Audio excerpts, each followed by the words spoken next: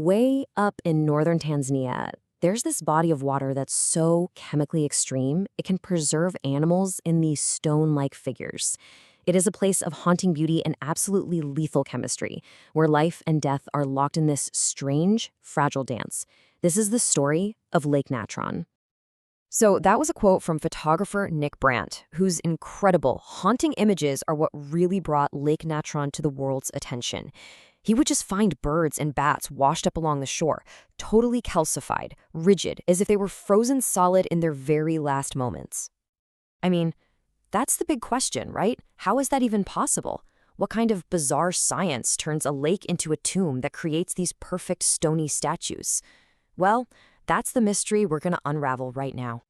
All right, so first things first, let's get our bearings and take a closer look at the core phenomenon that's creating these incredible stone statues. Lake Natron sits in the Great Rift Valley, which is one of the most geologically wild places on the entire planet. Now, it's not its size that makes it famous. It's this unique and frankly deadly ability to mummify pretty much anything that dies in its waters. So, where does a lake get this kind of bizarre superpower? Well, the answer starts with fire and a very, very special volcano. It's really a perfect geological storm. You've got this nearby volcano, Doinyo Lengai, which is totally unique. It's the only one on Earth that spits out this weird carbonate-rich ash.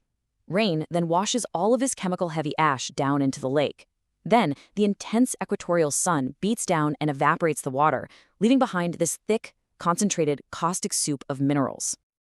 And here's the real kicker. Lake Natron is in what's called an endorheic basin. Now, that's just a fancy way of saying it's like a bathtub with no drain. Every single mineral that washes in from that volcano has nowhere to go. It just builds up and up and up, year after year, making the water more and more extreme. And just how extreme are we talking? Well, get a load of this. The pH level can hit 12, which is about the same as household ammonia. The water temperature can reach 60 degrees Celsius, or 140 Fahrenheit. That is hot enough to give you a serious burn. And the main salt in there is sodium carbonate, which is basically industrial-strength washing soda. Yeah, this is not a place you'd want to go for a swim. Okay, so we've got the deadly chemical cocktail down, but how does that actually turn animals into these creepy statues? It's time to bust the myth and get to the scientific truth. So here's the first thing you've got to know. The animals aren't technically turning to stone. That process is called petrification, and it takes millions of years. What's happening here is calcification, a super rapid process where this hard, salt-like shell of minerals builds up around the body, preserving its shape perfectly. And the secret ingredient, the real star of the show, is the lake's namesake, natron. Now, if that sounds familiar, it should. This is the exact same stuff the ancient Egyptians used to mummify their pharaohs. It's what's known as a desiccant, which means it just sucks all the moisture out of body tissue and stops the bacteria that cause rot dead in their tracks. It's basically a natural mummification factory. And the way they die is just tragically fast. The lake's surface is so calm and reflective, it acts like a giant, flawless mirror, fooling birds into thinking it's just more open sky. They crash into the water and are immediately hit with a triple threat: scalding heat, severe chemical burns, and this thick, soupy brine that makes it almost impossible to escape. And listen, this isn't just some abstract danger to animals. This is very real for humans, too. In 2007, a helicopter carrying a documentary film crew actually crashed into the lake. The people who survived had horrific injuries, and not just from the crash. The cameraman got chemical burns in his eyes. The producer had a broken hip and severe chemical skin burns from just wading through the water to get to shore. It's no joke. So, at this point, you're probably thinking this lake is just a chemical death trap, right? A place of mummified creatures and extreme danger. But that is only half the story. Because in one of nature's greatest paradoxes, this very same deadly environment is also one of the most important nurseries on the entire planet.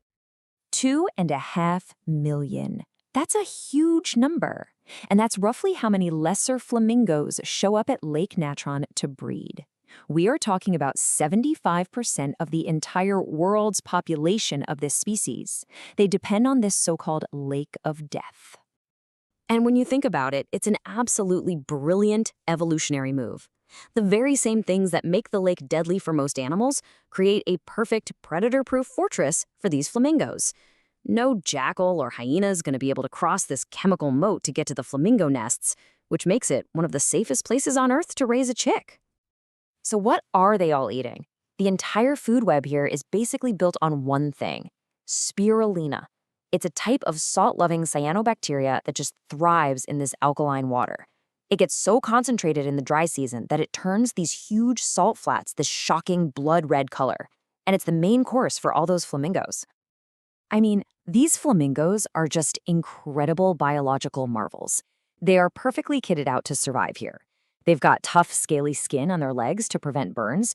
They have special glands that can actually filter excess salt out of their blood. And they can even drink near boiling water from the freshwater springs that bubble up into the lake. It's amazing. But of course, a place this unique, this extreme, it's also incredibly fragile. And it's now facing some very modern threats that could throw the whole thing completely out of balance. For a while, the biggest threat came from industry. There was a huge proposal for large-scale mining of soda ash, the very mineral that makes the lake what it is. And you could see how that would be a total disaster.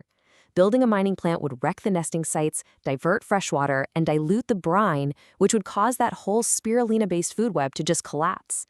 But here's a rare piece of good news in a conservation story. Just recently, in 2025, when a massive mining project was put on the table, the local Maasai communities and conservation groups teamed up. They launched a campaign called Our Lake, Our Life. And you know what?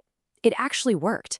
The Tanzanian government listened, and they halted the project, protecting this absolutely vital flamingo sanctuary. That was a huge win for sure, but the fight to protect Lake Natron is definitely not over. The lake's delicate chemical balance is still walking a tightrope. Climate change could bring more rainfall, which would dilute the water, and there's still logging and proposed dams in the area that could mess up the careful flow of minerals and water that this entire ecosystem depends on. So, Lake Natron is just this incredible world of contradictions. It's a death trap that is also a vibrant cradle of life. And it really leaves us with a huge question to think about. In a world with ever-growing demands for resources, how do we make the right choices to protect these extreme, harsh environments, which it turns out are often the most fragile of all?